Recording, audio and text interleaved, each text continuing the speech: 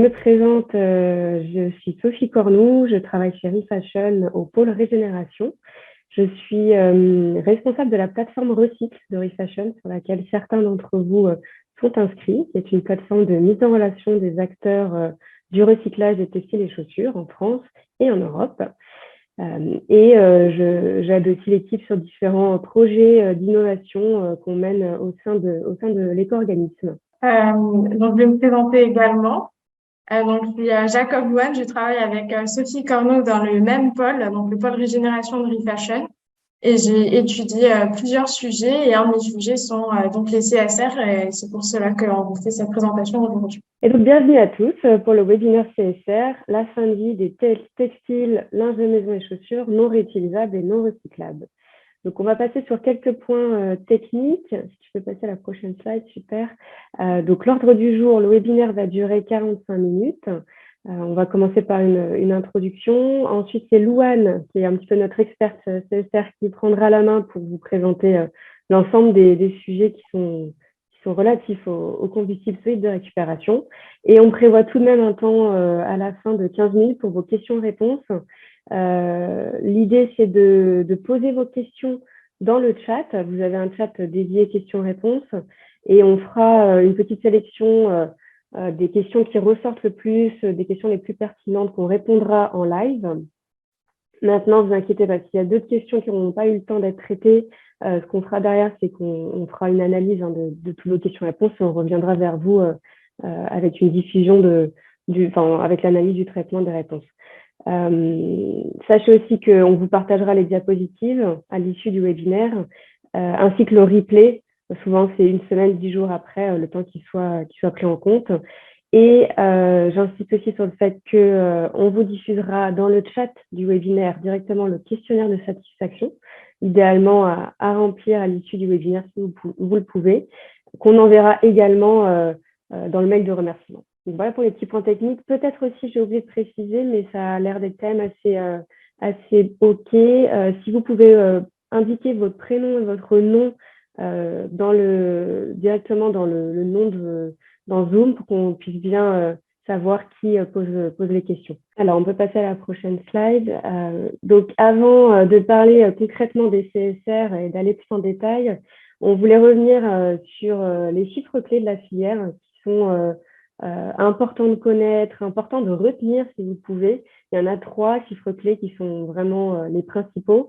Donc, il faut savoir que ce sont les chiffres de l'année dernière, 2021, qui sont d'ailleurs tous disponibles dans le rapport d'activité de Refashion sur les données 2021.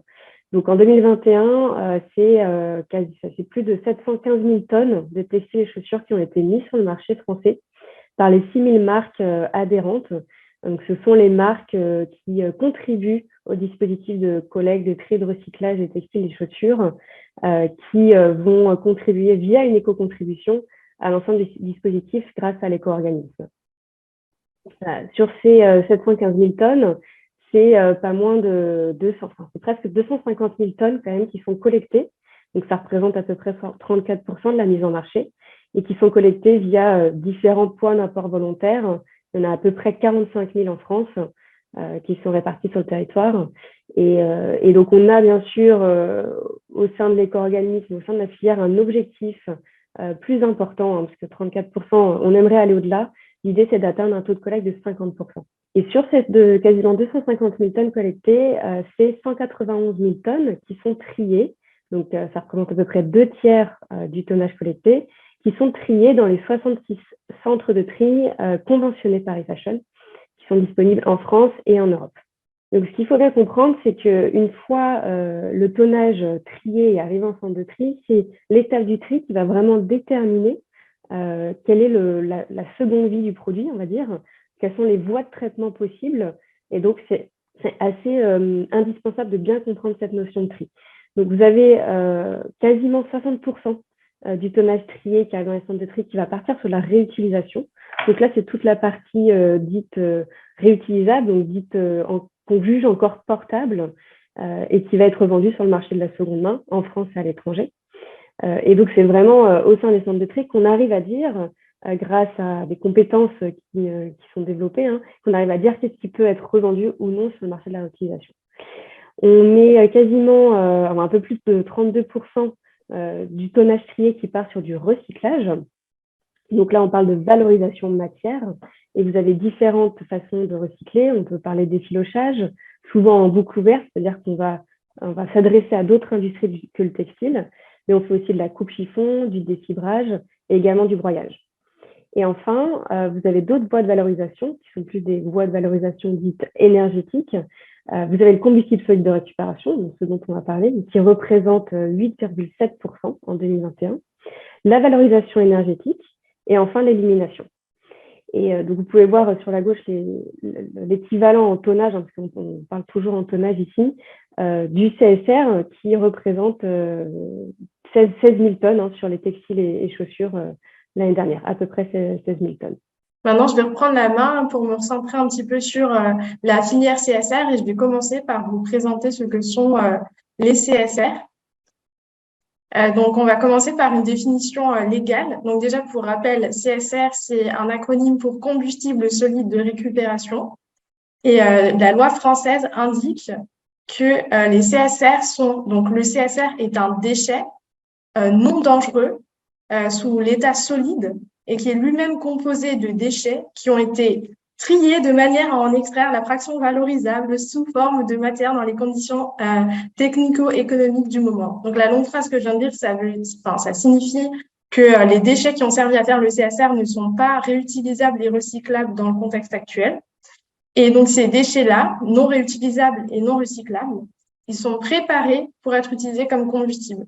Donc, si je reviens sur les éléments importants de cette définition légale, donc tirée du Code de l'environnement, le CSR a un statut de déchet. Il est non dangereux sous forme solide. Donc, ça ressemble à ce que vous avez à droite au niveau de l'image. Et il est lui-même composé de déchets qui ne pouvaient être ni réutilisés ni recyclés, donc toujours pour respecter la hiérarchie des modes de traitement des déchets.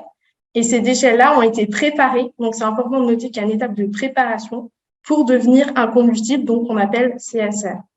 Et on a un équivalent anglais de cette définition qui est le SRF, donc Solid Recovered Fuel.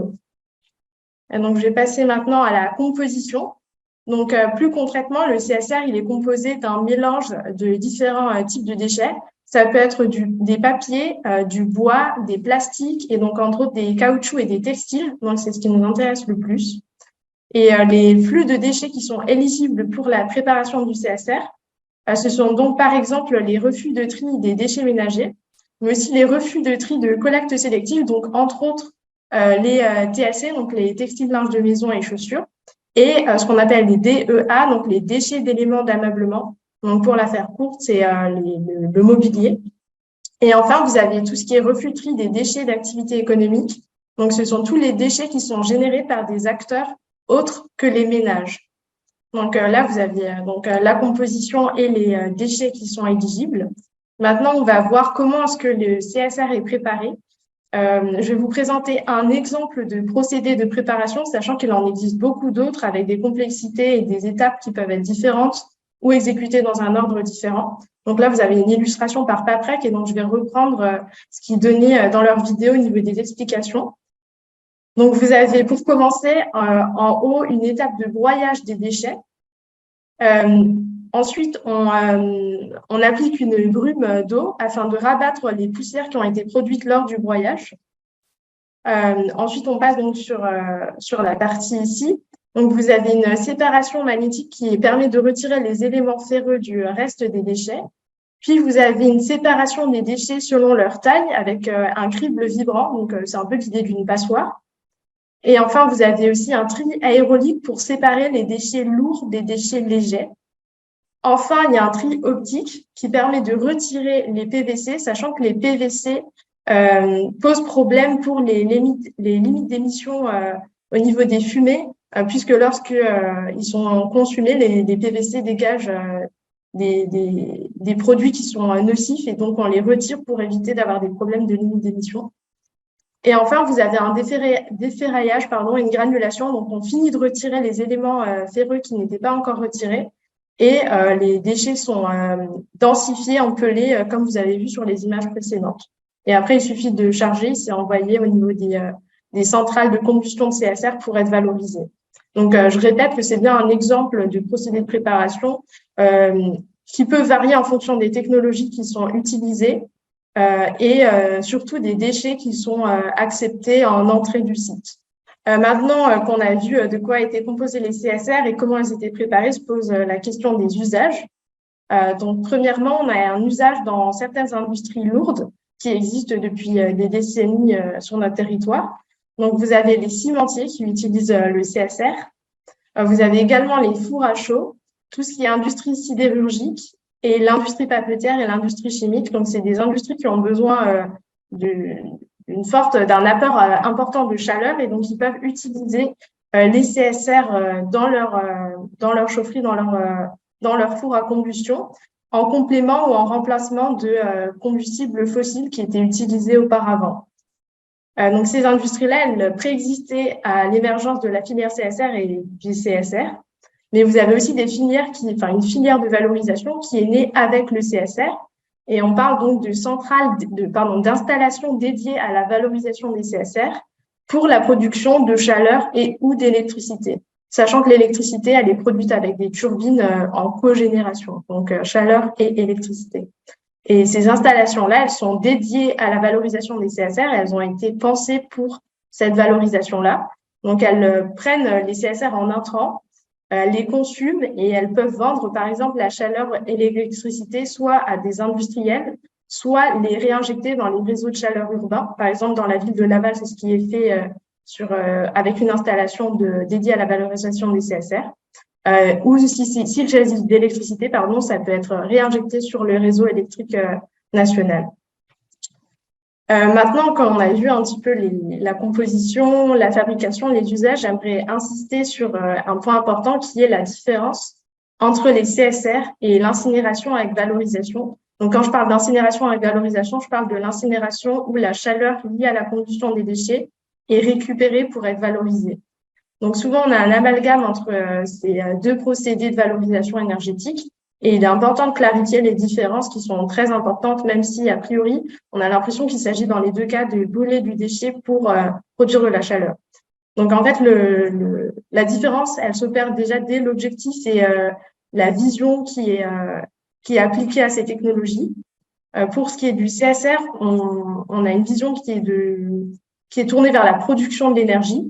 Donc, le but premier des CSR, de la filière CSR, c'est de produire de l'énergie. Alors que pour l'incinération avec valorisation, il s'agit de gérer des déchets. Donc, à partir de là, la préparation des déchets n'est pas la même. On a une préparation qui est très importante et exigeante pour les CSR, comme on a pu le voir quand je vous expliquais les procédés de préparation des CSR.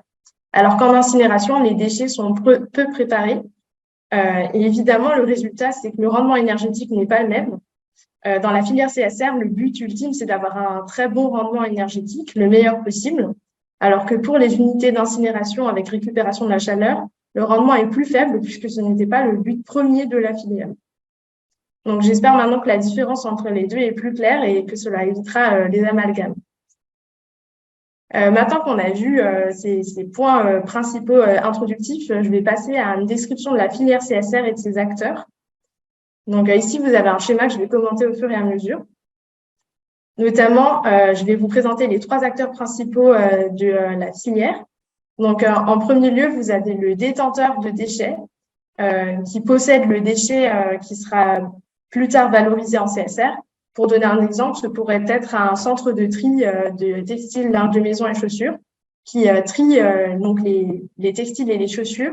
Et une fois qu'il a éliminé les textiles, une fois qu'il a mis de côté les textiles réutilisables et recyclables, il lui reste entre autres des textiles qui sont a priori éligibles au CSR s'ils ne sont pas mouillés, s'ils respectent certaines conditions. Donc ces déchets-là du centre de tri peuvent être transférés à un préparateur du CSR qui va donc récupérer ces déchets-là et via les procédés de préparation qu'on a vus plus tôt, les transformer en CSR, en pelés de CSR. Et enfin, ces pelés de CSR vont être envoyés en centrale de valorisation énergétique, donc l'utilisateur du CSR, qui prend donc en intrant les pelés de CSR, ce que vous voyez en photo depuis le début de ma présentation, et qui va les valoriser sous forme de chaleur et ou d'électricité selon s'il possède des turbines ou non. Voilà. Donc ça, c'est les trois principaux acteurs de la filière. mais vous avez aussi en marge les recycleurs et les unités d'élimination. Alors, pourquoi? Parce que le préparateur du CSR va accueillir en entrant des déchets, mais parmi ces déchets-là, il y a toujours des erreurs de tri. Par exemple, il peut avoir des déchets plastiques, admettons, recyclables, et donc dans ce cas-là, il ne pourra pas les accueillir dans son unité de préparation des CSR, puisque sinon, il ne respecterait pas la hiérarchie des modes de traitement des déchets. Et donc, tous les déchets qui sont en fait recyclables vont être redirigés vers des filières de recyclage adaptées. Et enfin, il y a des déchets qui ne sont ni réutilisables, ni recyclables, mais pas non plus valorisables en CSR. Par exemple, s'il a des vêtements mouillés, ils sont trop humides pour être valorisés sous forme de CSR et donc ils seront envoyés en unité d'élimination puisqu'il n'y a plus d'autre choix de valorisation. Donc, vous avez donc cinq principaux acteurs qui discutent entre eux, qui créent des synergies. Au niveau du modèle vraiment économique, tout en restant très schématique parce que la filière est très compliquée, que le modèle économique dépend beaucoup des types de déchets, des modes de préparation du CSR, des degrés, enfin de la qualité du CSR. Je vais quand même rester schématique et vous donner un exemple un petit peu des flux monétaires. Donc, le détenteur de déchets paye le producteur, enfin le préparateur de CSR. Donc, le préparateur de CSR reçoit de l'argent pour prendre et gérer les déchets du détenteur de déchets. Donc, le préparateur de CSR, lui, va devoir pourvoir aux frais de production des CSR. Il va aussi devoir payer pour le transport entre son unité de préparation des CSR et l'utilisateur de CSR. Et il va devoir payer, dans la plupart des cas en tout cas, l'utilisateur de CSR pour qu'il utilise ses CSR. Quant au recycleur et à l'unité d'élimination, le préparateur de CSR reçoit en général de l'argent si il possède des matériaux recyclables qu'il veut céder à un recycleur. Toujours dans la plupart des cas, ce n'est pas une généralité. Mais en général, il paye, enfin même systématiquement, il paye des unités d'élimination pour se débarrasser des déchets, comme je disais, par exemple, des textiles mouillés qu'il ne peut pas valoriser en CSR. Donc voilà un petit peu un état des lieux, mais je précise quand même que certains CSR de très très bonne qualité peuvent être vendus à des utilisateurs de CSR.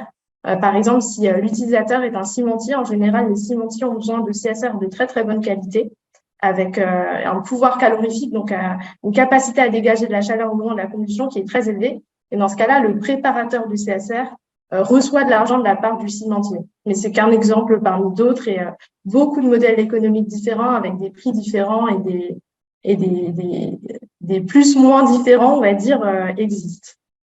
Donc, je ne vais pas m'attarder plus longtemps dessus. Et maintenant, je vais vous présenter, pour vous donner un peu une idée, la carte des préparateurs du CSR en France. Donc, elle date de 2020. Mais à cette époque-là, on avait 36 installations de production de CSR réparties sur le territoire national. Et ça correspond à 400 000 tonnes de CSR produits par an. Ça, c'est un chiffre de 2022, par contre. Mais parmi ces préparateurs de CSR, vous n'avez pas que des préparateurs de CSR qui acceptent les textiles et les linges de maison, chaussures en intrants. Donc, avec l'équipe Refashion, nous sommes en train de référencer tous les préparateurs de CSR qui acceptent les textiles et les chaussures comme intrants pour fabriquer du CSR que vous voyez à nouveau à droite. Cette liste, dès qu'elle sera prête, elle sera publiée sur le site de Refashion Pro, sur la page des acteurs de la filière. On vous tiendra donc au courant. L'idée de cette liste, c'est de permettre, entre autres, au centre de tri de contacter les préparateurs de CSR qui acceptent les textiles et les chaussures afin que les centres de tri de TSC puissent se débarrasser, on va dire, de leur gisement éligible au CSR. Donc maintenant qu'on comprend mieux ce qu'est le CSR et qui sont les acteurs et comment ils interagissent entre eux, j'aimerais qu'on se pose la question de pourquoi développer la filière CSR en France, qu'est-ce qui nous pousserait à faire connaître et à développer cette filière en France. Évidemment, avant ça, il faut faire un état des lieux pour comprendre où est-ce qu'on en est aujourd'hui. Et donc, j'ai décidé de faire une comparaison avec ce qui est considéré comme le champion européen en matière de CSR, qui est l'Allemagne. Donc, en France, comme je le disais tout à l'heure, on a 400 000 tonnes de CSR qui sont produits et utilisés annuellement.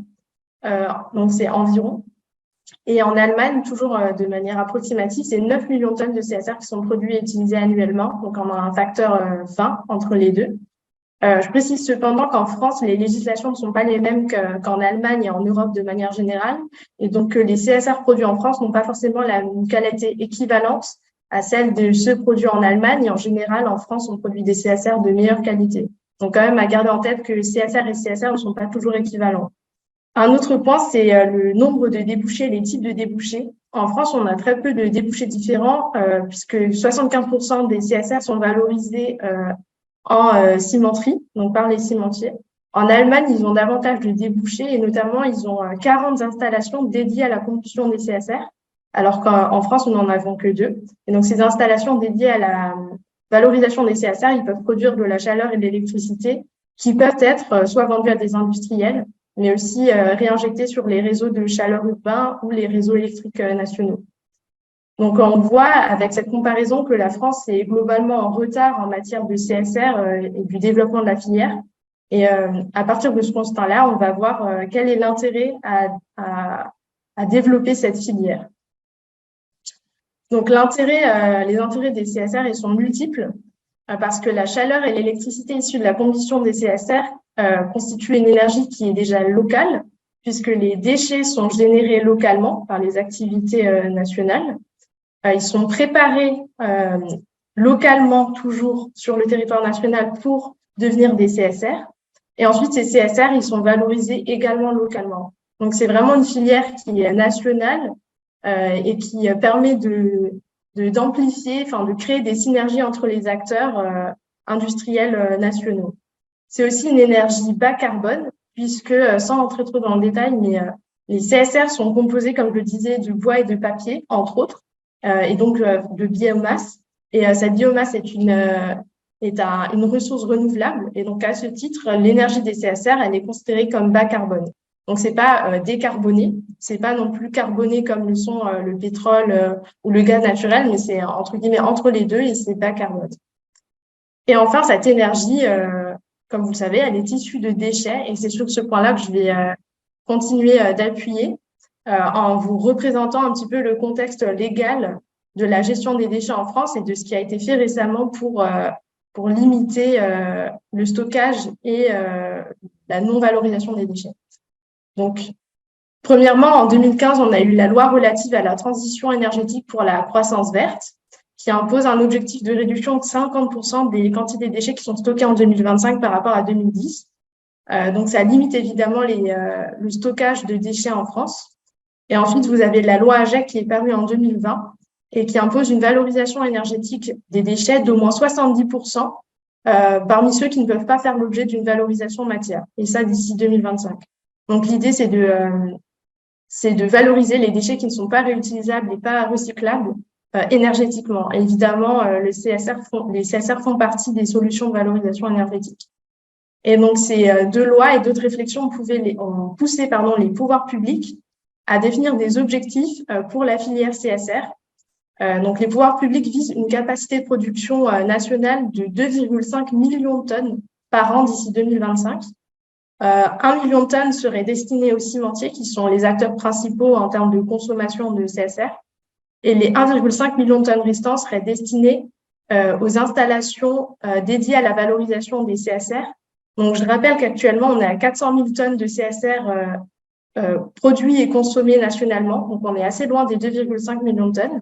Et surtout, on n'a que 2 installations dédiées à la valorisation des CSR. Donc, pour l'instant, on est loin de pouvoir consommer les 1,5 million de tonnes. On voit quand même que les pouvoirs publics ont des objectifs ambitieux et qui croient en la filière CSR. Et maintenant, je vais laisser la parole de nouveau à Sophie Cornou qui va reboucler un petit peu plus avec la filière TFC et va vous expliquer les enjeux de cette filière dans le cadre, des enjeux de la filière CSR, dans le cadre de notre filière des textiles et chaussures. Merci Louane, merci beaucoup. Donc sur ce schéma, en fait, vous avez plusieurs informations qui sont communiquées. Vous voyez la courbe du taux de réutilisation, celle du recyclage et des déchets ultimes, avec en abscisse la temporalité. Donc il y a 10 ans, on collectait à peu près 100 000 tonnes. On est situé entre aujourd'hui et demain, parce qu'on collecte quasiment 250 000 tonnes. Et donc, on a un objectif de 300 000 et quelques. Et ce qu'on peut voir ici, si vous voulez, c'est que le taux de réutilisation baisse chaque année. C'est quelque chose qu'on constate, qui est une réelle tendance, quand la part qui doit partir au recyclage est en augmentation. C'est quelque chose qu'on constate grâce aux informations qu'on a via les centres de tri qui sont conventionnés par l'éco-organisme et qu'on suit de près. Donc, on a vraiment une qualité, à la fois une qualité qui entre dans les centres de tri qui est en baisse. Et donc, la réutilisation va être un peu impactée et on va se retrouver chaque année avec un gisement de textiles et chaussures non valorisables, non réutilisables, de plus en plus important. Donc, il y a vraiment une nécessité de développer en France et en Europe le taux de recyclage, avant tout, la valorisation de matière, c'est ça qui est important, qu'il faut vraiment retenir, et c'est ce qui arrive avant d'ailleurs dans la pyramide, la hiérarchie des modes de gestion des déchets, c'est ce qui arrive après la réutilisation. Donc, on doit trouver des capacités de production plus industrielles en France et en Europe. Et bien sûr, le CSR, on va le considérer tout de même comme une opportunité et une voie de valorisation énergétique qui est à prendre en compte et qui va nous permettre de traiter ce gisement non valorisable, en tout cas non réutilisable, qui est en pleine croissance. En 2025, donc, on aura une obligation de collecte des textiles et chaussures, une collecte séparée donc, dans toute l'Europe. Donc, ça va aussi participer à l'accroissement et à cette tendance d'accroissement du gisement non réutilisable qu'il faudra traiter. Donc, le CSR, pour nous, vraiment, ça reste une solution qui vient après le recyclage, bien sûr, mais qui reste une solution à considérer pour les années à venir. Et du coup, on n'a pas abordé dans cette présentation les opportunités et les freins au développement de la filière CSR, mais je vous invite à consulter le rapport Quel avenir pour la filière CSR en France, qui va être bientôt publié sur les médias ReFashion, donc la plateforme Recycle, et aussi le site professionnel ReFashion. Le rapport n'est pas encore publié, mais va être publié très bientôt et on vous tiendra au courant également de la publication de ce rapport. Et ça vous permettra de revoir ce qui a été présenté dans cette présentation et aussi d'approfondir notamment les opportunités et les freins au développement de la filière.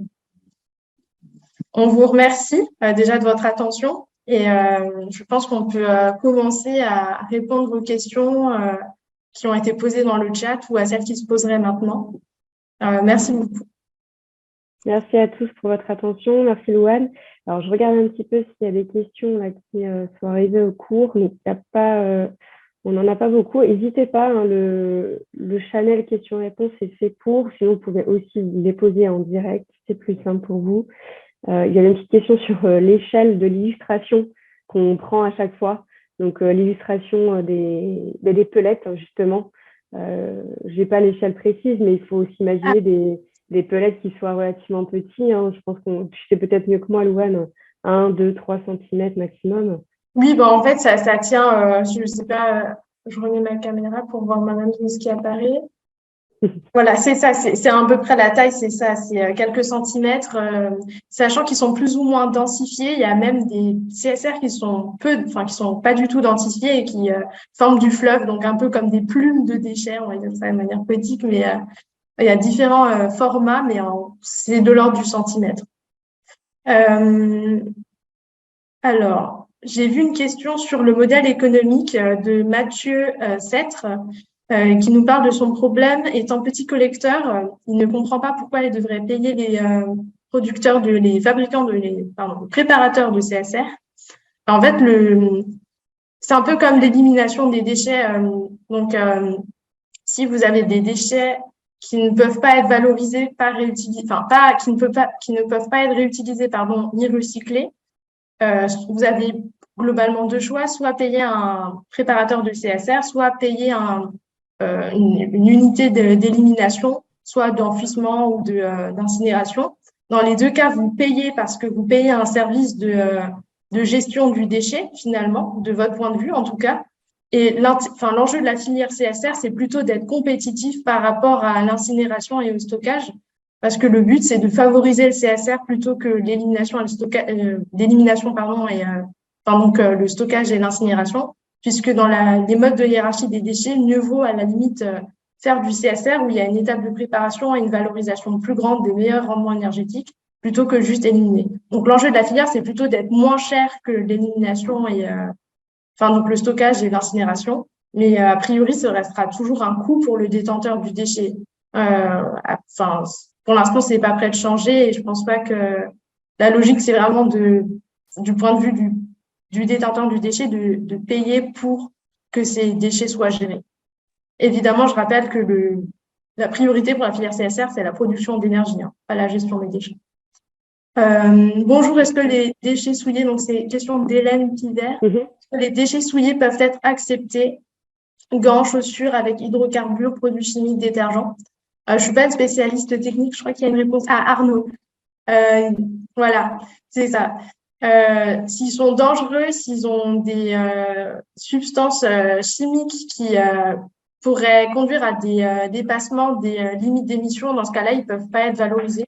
C'est le cas, par exemple, de certaines chaussures qui ont des semelles en PVC. Donc, c'est pas des déchets dangereux dans le cas des chaussures avec des semelles en PVC, mais ça pose des problèmes de limite d'émission. Et là, s'il y a des hydrocarbures, produits chimiques, détergents, ce sont des déchets dangereux et donc, par définition, pas éligibles au CSR. C'est une question sur la composition des refus de tri. En vue d'une acceptation en CSR, avez-vous la composition des refus de tri TLC?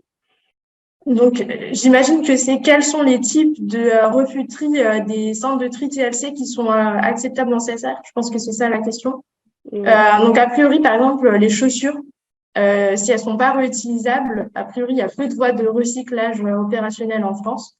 Et donc, souvent, elles vont terminer en CSR, mais ça pose des questions. Enfin, il faut bien gérer ce flux-là, puisqu'il y a potentiellement du PVC.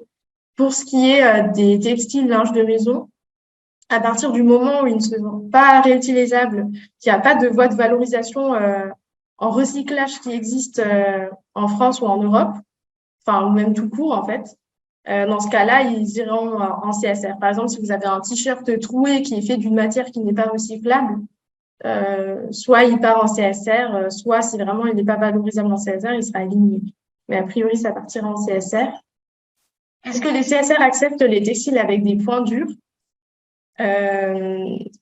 Non, enfin, comment dire? C'est un problème pour les préparateurs de CSR. Je pense que chaque préparateur a ses limites à cause de ses installations technologiques. Mais par exemple, tout ce qui est points durs métalliques peuvent causer des étincelles au moment de la préparation et donc être source d'incendie. Donc, selon les préparateurs de CSR, ils sont plus ou moins exigeants sur les points durs. Je crois qu'il y a une réponse qui a été apportée. Oui, chez Vanet, voilà, c'est Juan Télécher qui commente chez Vanet. Donc, Vanet, c'est un préparateur de CSR. Concernant l'impact environnemental de la filière CSR, à ma connaissance, il y a une étude au moins de l'ADEME qui compare différents modes de valorisation énergétique des déchets. Et le meilleur scénario pour l'environnement, ce serait donc d'éliminer tous les déchets qui sont réutilisables, recyclables. Donc, ceux-là, on essaie de les valoriser matière. Et une fois qu'on n'a plus que des déchets éligibles à la valorisation énergétique, le CSR semble la meilleure option. Et c'est d'autant plus efficace qu'il se substitue au charbon. Donc, on a plus d'intérêt à substituer le CSR au charbon que le CSR au gaz naturel, par exemple, parce que le charbon est un très grand émetteur. Mais il manque je trouve qu'il n'y a pas assez d'études sur l'impact environnemental de la filière. Et en ce qui concerne la filière TLC, ce serait intéressant de savoir l'impact environnemental d'une valorisation en CSR par rapport à du recyclage dans des pays très lointains où le transport entre forcément en jeu dans la CV. Exactement, il y a une mention qui est faite de l'Allemagne et de son mix énergétique. C'est une question, oui, en France, vu qu'on a un mix énergétique relativement, plus propre, on va dire, grâce au nucléaire, il y a un peu moins d'intérêt, entre guillemets, que l'Allemagne qui utilise beaucoup le charbon. Donc, forcément, pour eux, le CSR, ça a beaucoup plus d'avantages que pour nous, mais ça reste quand même une énergie bas carbone et qui permet de traiter des déchets, donc à développer également en France. Est-ce que Sophie, tu vois des questions? Là, je vois qu'il y a beaucoup de questions. Je vais pas pouvoir... Pardon, j'avais mon micro coupé. Je vois une question, mais tu n'as peut-être pas la réponse. Quelle est la durée de conservation des CSR? Peuvent-ils se périmer ou se dégrader par l'humidité, par exemple? Alors, c'est sûr que l'humidité, c'est un problème, puisque ça nuit à la capacité calorifique du CSR. Donc, s'il est humide, il va moins bien se consumer, il va dégager moins de chaleur, ça va être plus compliqué. Après, pour ce qui est de la durée de conservation, alors oui, ça peut se dégrader. Après, ce qui est durée de conservation et péremption, je suis pas spécialiste. Donc, si Vaned ou d'autres, je sais qu'il y a d'autres préparateurs de CSR dans ce webinaire, veulent répondre, ils peuvent. Je pense que ça dépend des CSR, mais à mon avis, les conditions de stockage, elles doivent être. Enfin, il y a des conditions de stockage particulières. Je ne pense pas que ce soit idéal de stocker des CSR en extérieur sous la pluie, par exemple. Pour ce qui est du cuir, le cuir fait-il partie des CSR? Enfin, peut-il être valorisé en CSR? De mémoire, il y a un projet du CTC qui s'appelait Thermicuir. Je ne sais pas ce que a donné ce projet, s'il est encore en cours, s'il a abouti ou non, mais qui visait à valoriser des chaussures en cuir via le CSR. Enfin, via en tout cas la valorisation énergétique, et je pense que c'était du CSR. Dominique Fardet qui pose une question intéressante sur le fait que aujourd'hui, il est plus onéreux de recourir au CSR plutôt qu'à d'autres valorisations énergétiques, par exemple l'incinération ou même stockage en fait, donc même pas valorisation énergétique. Est-ce que la situation est appelée à évoluer? C'est difficile de répondre à cette question. Ce qui est sûr, c'est que l'augmentation de la TGAP, qui est la taxe la taxe générale sur les activités polluantes, risque de rendre, enfin, j'espère, va rendre l'incinération et le stockage moins attractifs financièrement parlant, et donc va pousser les détenteurs de déchets à se tourner vers le CSR. Après, c'est une filière compliquée, il y a beaucoup d'enjeux économiques. C'est difficile de répondre à cette question tellement le modèle économique et les facteurs qui l'influencent sont divers et complexes. J'aborde un peu cette partie-là dans mon rapport au niveau des opportunités et des freins de la filière. Et il y a beaucoup d'autres études aussi qui en parlent qui en parlent en profondeur, de manière assez approfondie. De toute façon, les questions qui sont encore en suspens, on prendra bien le temps, hein, évidemment, d'y répondre à l'écrit et de prendre le temps de construire nos réponses. Si tu as une question que tu veux prendre, une toute dernière, Louane, ce sera Jeanne qui parle de la définition de la valorisation énergétique. On a parlé de CSR versus incinération. Quid de la définition de la valorisation énergétique? Je sais qu'il y a des choses c'est quelque chose qu'il faut un peu préciser également. Oui, alors sur le site de l'ADEME, le site internet de l'ADEME, vous avez les différentes voies de valorisation énergétique des déchets. Et en fait, il y a beaucoup de technologies qui rentrent dans ce cadre-là. Donc, il y a les CSR, c'est ce qu'on vous a présenté aujourd'hui. L'incinération avec récupération de la chaleur sous certaines conditions de rendement énergétique est considérée comme de la valorisation énergétique. Ah voilà, Arnaud qui partage une ressource, merci. Mais vous avez plein d'autres choses. Il y a de la méthanisation pour les déchets qui sont fermenticibles, je crois que c'est le terme. Et on peut les faire fermenter, récupérer le méthane. Vous avez de la pyrogazéification. Enfin voilà, il y a plein de voies de valorisation des déchets. Le glossaire des termes usuels du recyclage, toujours utile sur ces sujets de terminologie. En effet, il faut toujours référer quand même à un glossaire, hein, parce que c'est vrai qu'on peut mettre beaucoup de choses derrière des définitions. Juste pour éviter, donc Lacoste Marie-Paul qui parle des cimentiers qui se font payer pour accepter le CSR.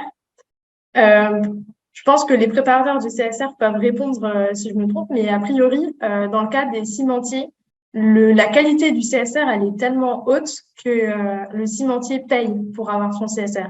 Mais je sais pas si ça concerne, enfin, je sais pas si c'est tous les cimentiers qui sont dans ce cas-là, ou si ça dépend vraiment de la qualité, du niveau de qualité du CSR pour les cimentiers.